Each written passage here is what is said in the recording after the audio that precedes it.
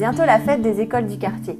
Et comme l'année dernière, on a décidé d'organiser un lâcher de ballons à la fin de la journée. On a reçu ce matin une caisse de 1000 ballons et 3 cartons de 100. Et il nous restait de l'année dernière 5 cartons de 100, 2 sachets de 10 et 4 ballons tout seuls. Est-ce qu'avec ça, les 1785 élèves du quartier vont avoir chacun un ballon ou est-ce que je vais devoir en recommander? Pour savoir si on a assez de ballons, il faudrait déjà savoir combien on a de ballons en tout. Récapitulons. Il y a une caisse de 1000 ballons. 3 plus 5, ça fait 8 cartons de 100 ballons. 2 sachets de 10 et 4 ballons tout seuls. Pour savoir très vite quelle quantité cela fait en tout, on va pouvoir utiliser le tableau de numération. 4 ballons tout seuls, c'est 4 unités. On écrit 4 dans la colonne des unités. 4 est le chiffre des unités. 2 sachets de 10, c'est 2 dizaines. On écrit 2 dans la colonne des dizaines. 2 est le chiffre des dizaines. 8 cartons de 100, c'est 8 centaines. On écrit 8 dans la colonne des centaines.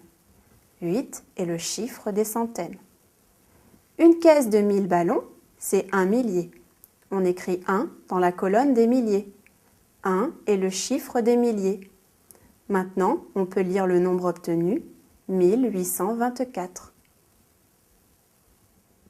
Alors, comme on a 1824 ballons et 1785 élèves, cela veut dire qu'on a plus de ballons que d'élèves puisque 1824, c'est plus grand que 1785. Donc cela veut dire que chaque enfant aura au moins un ballon. Grâce au tableau de numération, on peut aussi savoir combien il y a de milliers, de centaines, de dizaines et d'unités dans un nombre. Reprenons 1824. Pour 1824, le chiffre des unités, c'est 4. Le nombre d'unités, c'est 1824. Le chiffre des dizaines, c'est 2. Le nombre de dizaines, c'est 182. Le chiffre des centaines, c'est 8. Le nombre de centaines, c'est 18. Le chiffre des milliers, c'est 1. Le nombre de milliers, c'est 1.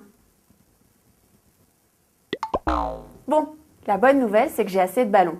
La mauvaise, c'est que je vais devoir tous les gonfler maintenant. Souviens-toi, j'utilise le tableau de numération quand je veux décomposer un nombre en unités, dizaines, centaines, ou que je dois retrouver un nombre à partir de son chiffre des unités, des dizaines, des centaines,